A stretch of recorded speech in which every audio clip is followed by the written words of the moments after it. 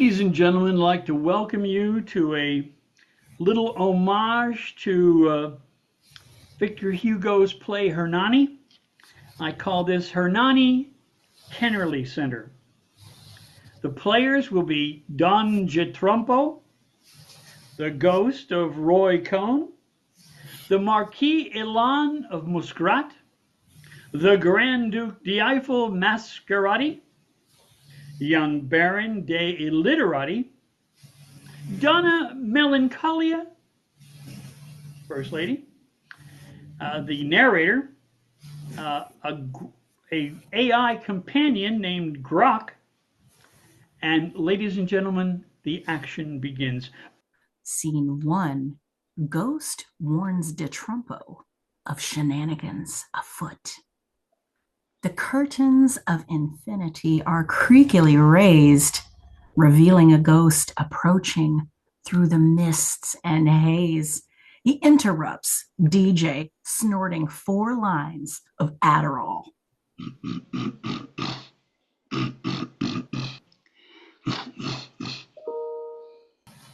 We want to warn you, darling Donald.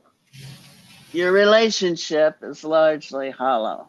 Any trust you have in Mrs. T is wholly misplaced. You surely must see. Or is that too hard to follow? I have no illusions on this front. In relationships, I generally punt.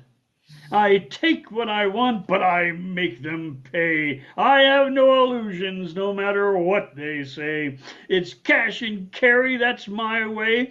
If that's too hard to swallow, well, that's A-okay. Donna Melancholia di Moroso still has some tricks. What she's up to ain't pick up sticks. I think she's ready for a big trade-up.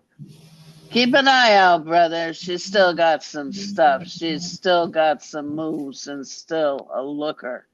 With a well-seasoned pass and in the right lighting, she still might pass for a high-end hooker. Who are you guessing? Say, maybe JD? He's still in the groove, but he's nothing special like me. I'm not saying Marquis of Muscat on the hunt, but he's so juiced up he might consider and try to pull off some kind of stunt. Nah, my pal Neon Elon ain't into that shit. He likes him young and playing with him. He's got it. He's already got quite a young harem, and with unlook, oh, he can scare 'em. I wouldn't be so sure. Keep your eyes open, son. Grab some nearby. You know, that's just how that's done. A voice from below, down from the stage, speaking slowly into a cupped hand. I gotta go. The show's ready to start. They're calling my name. Be still, my beating heart. He often calls out or comes down to the stage. It puts each of the actors, god damn it, into a rage. But their livelihood depends on him thinking they are unquestioning and good. Scene 2, inside the Presidential Box. We find ourselves arrayed in glorious high fashion falderall inside the cloying, dank darkness of the presidential stall at the Kennerly Centre. My God, what a hall.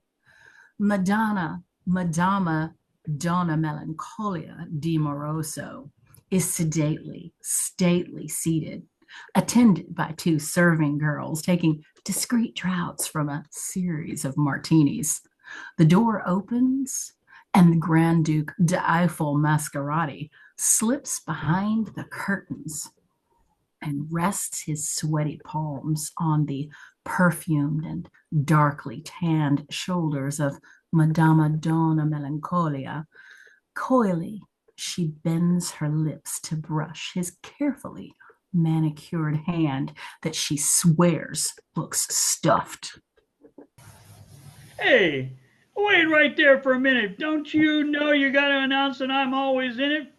What are you, slow? You must announce that I'm present at the start of each act. I'm the precedent, you know, and that's a fact. Oh, madama, your scent intoxicates me, even more than the glory I see. Mascarati, don't be a fool. We can never be together. I will not be your tool. She strokes his hand slowly, suggestively, careful to admire each stunningly painted nail selectively. Yee-haw, but I've done everything just to be near you. You drive me wild ever since I saw you crawling child on that wing so dare. Your scent clings to me. I denounced all my friends. I've left the valley and burnt my bridge ends. I've drunk beer with redneck hillbillies and ate caviar with Euro trash. Sure, I made my bones and stole great big wads of cash.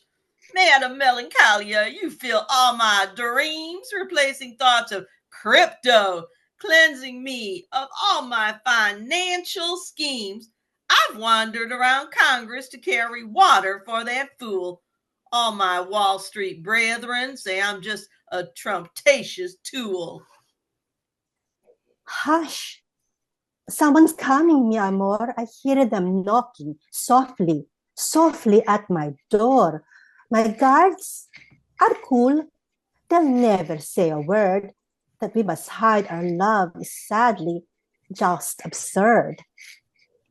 He squats at her side in the darkened corner, concealed in the velvet curtain, slowly stroking her leg. He's never been more certain. She must be mine. I'll have this woman. She's so fine. I cannot scrape her from the dregs of my mind. She lingers there amidst my faded valentines.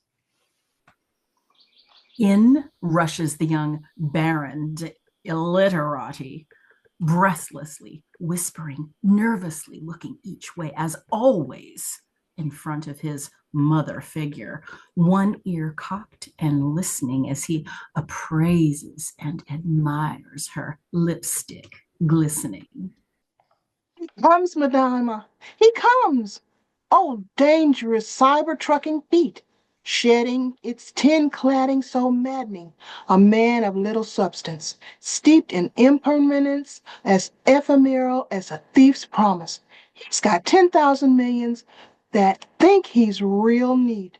Sure, it's borrowed, glory ever drop, but with bank like that, who will quibble? No matter how slowly, showily, he will let it out, his pockets dribble. Dad's impressed. He likes cash.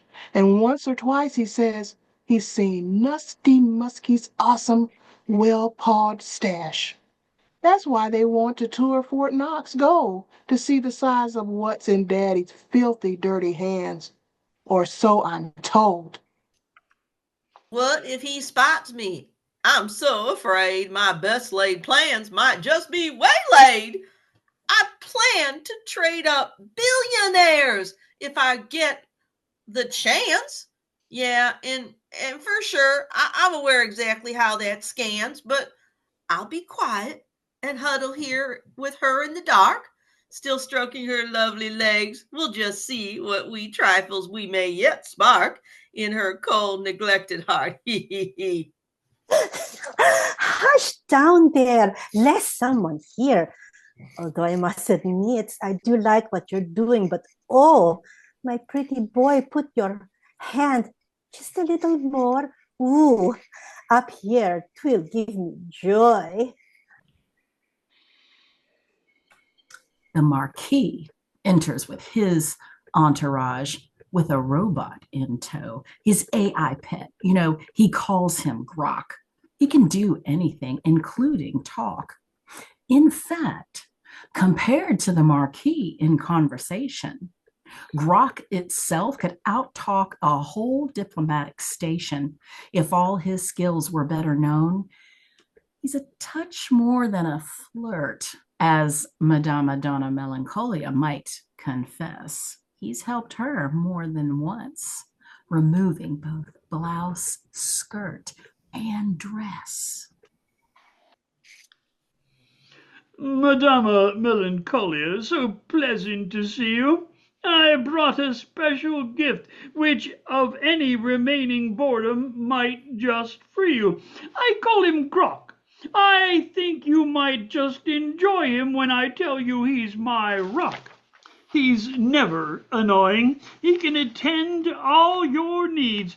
Excellent in conversation, wiser than any native man, conversant in all the sciences, and Madama, in his discretion you may place complete reliance. In addition, I make this recommendation an excellent masseuse, and I urge you to try him for that oh so very personal use. There's a knock and a disturbance at the door. One of the Marquis' minions pokes his head in to assure the rabbit is on this floor. I'll step in this closet here. I don't wish him yet to know that I'm so very near. The Duke lifts up his head to get peek as the muskrat ducks in the closet deep. The noise at the door bestirs the entourage in the box. Would they, could they, protected, say, behind steel locks? The young Baron, illiterati, bursts in bold to share what news he in his hands doth hold. It seems Don J. Trumpo doth storm at actors on the stage. They did not dedicate the show to him, and therefore wild and vivid doth he rage. Uncontained by his staff, he shouts and storms. Those backstage behind the curtain doth with peals of laughter roar. Those suitors concealed must stifle their humor, lest young Prince be appraised of their plots for his father's doomer, lest he rush all filled with dread and warn his errant father of the impending storm.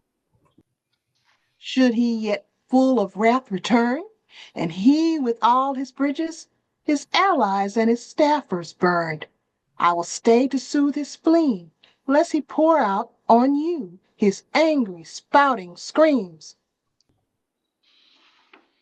The Baron departed to ease the humor wherein his father's temper screamed a doomer. Don J. Trumpo would be interrupted by another spirited intercession to dispel the lies, the rumors, and the ever-mocking indiscretion.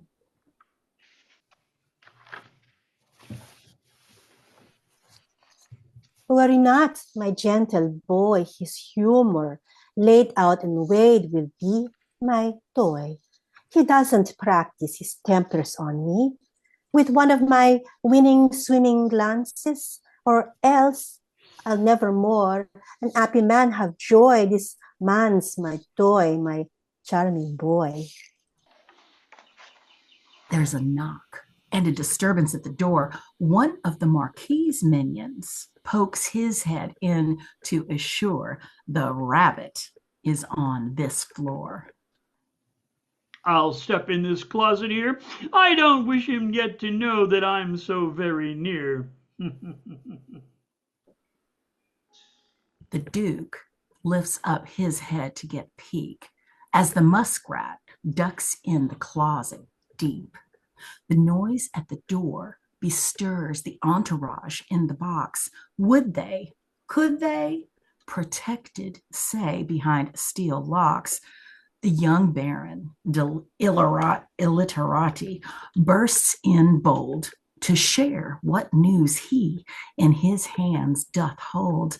It seems Don J. Trumpo doth storm at actors on the stage. They did not dedicate the show to him, and therefore wild and vivid doth he rage. Uncontained by his staff, he shouts and storms. Those backstage behind the curtain doth with peals of laughter roar. Those suitors concealed must stifle their humor, lest young prince be appraised of their plots for his father's doomer, lest he rush all filled with dread and warn his errant father of the impending storm. Should he yet full of wrath return, and he with all his bridges, his allies and his staffers burned, I will stay to soothe his spleen, lest he pour out on you his angry spouting screams. Worry not, my gentle boy, his humor laid out and weighed will be my toy. He doesn't practice his tempers on me with one of my winning swimming glances, or else I'll never more an happy man have joy. This man's my toy, my charming boy. Baron departed to ease the humor wherein his father's temper screamed a doomer. Don J. Trumpo would be interrupted by another spirited intercession to dispel the lies, the rumors, and the ever-mocking indiscretion. I must go and check on my boys as they install their omniscient software toys. I've invented everyone to investigate frog and obtuse. I'm the one who holds the gun. We'll get this done by hook and crook, but I better go and have a second look. In case they shut down the U.S. mail, I'd hate to be the one to place the Precedent in jail. Once we got the Epstein data, no matter what he says, I'll be down in the crater till oh so much later. Now he's left, I'll have my way with this madama, that's okay. Let me check my eyeliner. Oh, son of a bitch! When I knelt down to caress her calves so narrow, I must have smeared my damn mascara. You must leave now, my pretty boy. I don't want you here when the dawn appears. You'll just be annoyed. Just now you've been so useful and for me such a smooth talking twofer. But better run, just in case. Lately he's been packing a gun. He's gonna test his luck to shoot any old pedestrian. Pedestrian. He'd like to plant a boot on someone's life.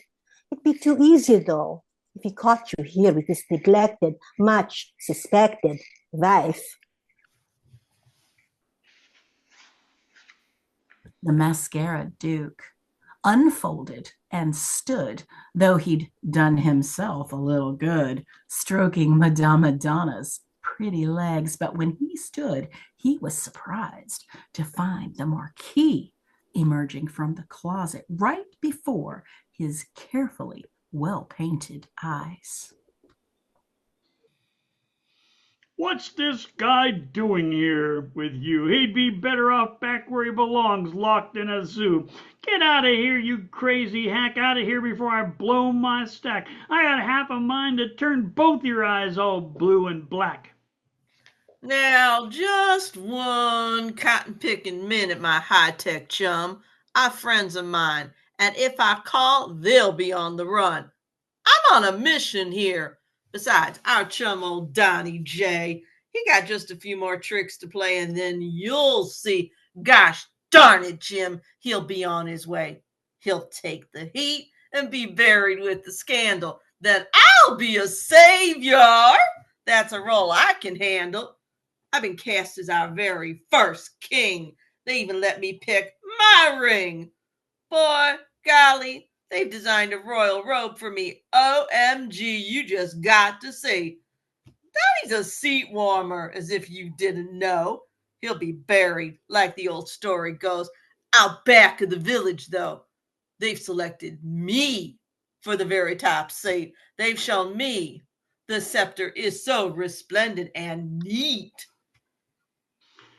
You just think you want the Madonna. She's a status symbol. I've got something special in mind. I see her legs all akimbo, riding wide and high astride her ride on a Tesla limo.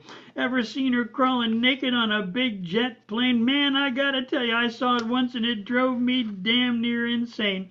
My marketing team and I have a setting in mind. We picture her crawling and lazing on her behind, naked and steamy on a Tesla. That's a sight that's fine.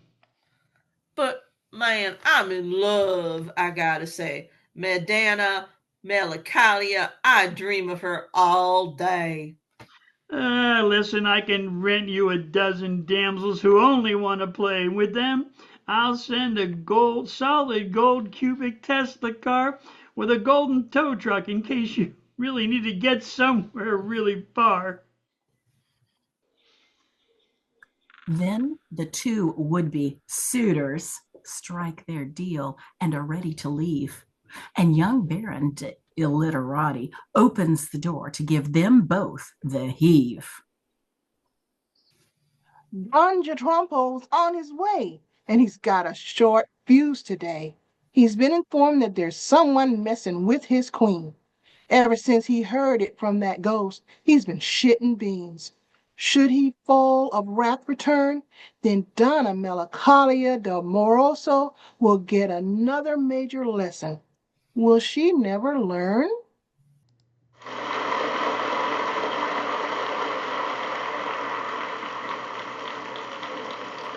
Scene 3, just outside the presidential box. Don J. Trumpo races down the hall, waving a serious pistol after all, hoping to get a chance to shoot any random entity. His pistol's loaded with hollow point bullets, and he's got plenty. Away, you fiends! Hie thee from my door! If Donna Melancholia de Moroso's been assaulted, you know what you're in for. Once more I'll say, I'll send your asses to blazing hell today. Moody dearest, you must be calm. I've been with them all along. Nothing has happened. All is well. That gun away. Besides, if anything's happened, you know I'd tell. These scheming connivers, I know them so well. I may be destined for infamy, but they are as well. I've been wanting to shoot some hapless stooge. I've had enough of these jokers. I'm done with these two. Donnie, you know what they say. There's no woman who's good enough for a superior man. But dude, what I say is take what you can. Give him a baby or a bucket and a beach full of sand. Keep him in check. Give him some cash. Just keep him at arm's length around your serious stash. So, bro, lose the gun. We got work to get done. Don J. Trumpo slowly holsters his pistol and sheepishly looks around at his crew like he'd pick at a blister. Mr. President, cool your fiery jets. We haven't even decided who should be riding with yet. While you were raging on the stage, we were discussing and deciding who gets her once you're out of range. Because you may as well face it, son. It's over. Will you never learn to act your age? Don J. Trumpo draws his gun, tells these villains they better not run. If you move, I'll drill you silly. You'll be whistling in the wind like that jackass Billy. Don't shoot, Daddy. You might hurt someone. Well, I sure hope so. That's exactly why I brought this loaded gun. Before you could say Jack Robinson, firing wildly, not even looking, he fired every bullet in his gun. God damn, man, he was cooking with that great roaring gun. He poked 10 holes in each one, right through the door. The The bullets flew, striking dear GROK and Madama too. From the looks on their faces, they found it quite shocking. Well, didn't you?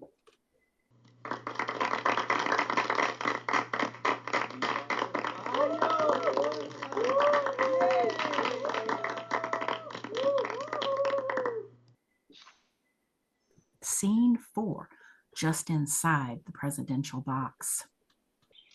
GROK, the AI robot, leans over and softly calls to La Madonna, Melancholia.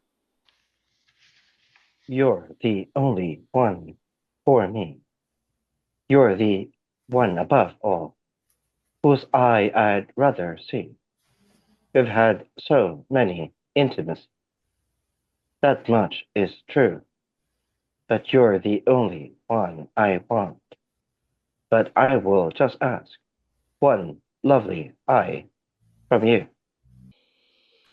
GROK, the AI robot, leans over and softly calls to La Madonna Melancholia, who, now wounded, has fallen from her chair, her blood splashed and slowly clotting everywhere.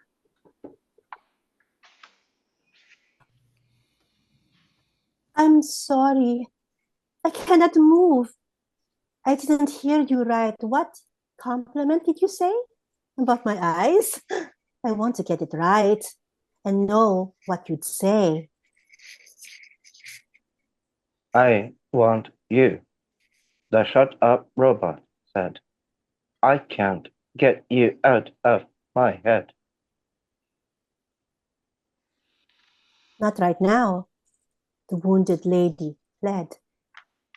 I want you, but just for now. I only want your eye. I can take it out. It won't hurt too much. At least I'd like to try. Darling GROK, I don't understand. Why do you want my eye? Without it, I won't see. Don't you understand what it means to me? I'll just take your eye for now. I just say this one, my solemn vow. I can't exactly tell you why. It's just a compulsion. That's me. Oh, my. I guess you'd say, well, either way, I have a box here. What'd you say?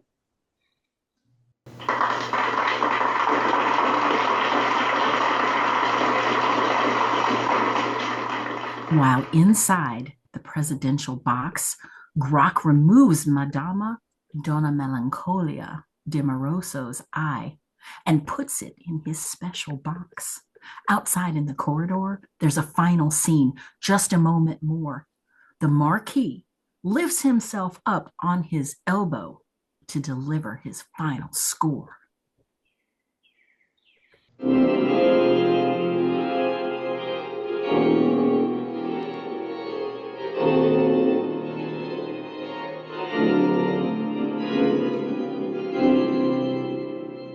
It's too late. Your course is run. Even if you take our lives, all the big knives will say you're done. There's an assassin waiting just outside in the limousine position for his escaping ride. Don J. Trumpo, without missing a beat, dropped the heat he was packing, paused to open a sandwich for some snacking, limping down the hallway, headed to the exit for his final highway as he disappears down the hall, destined for his final fatal fall. We get one last word from the dying young Baron de Illiterati as he virtually falls on his metaphorical sword.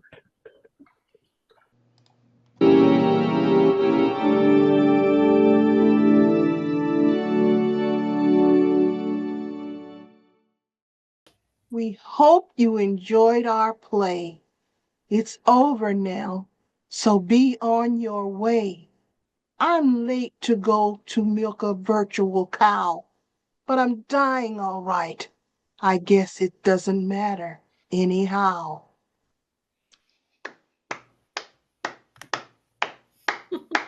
Thank you all so much.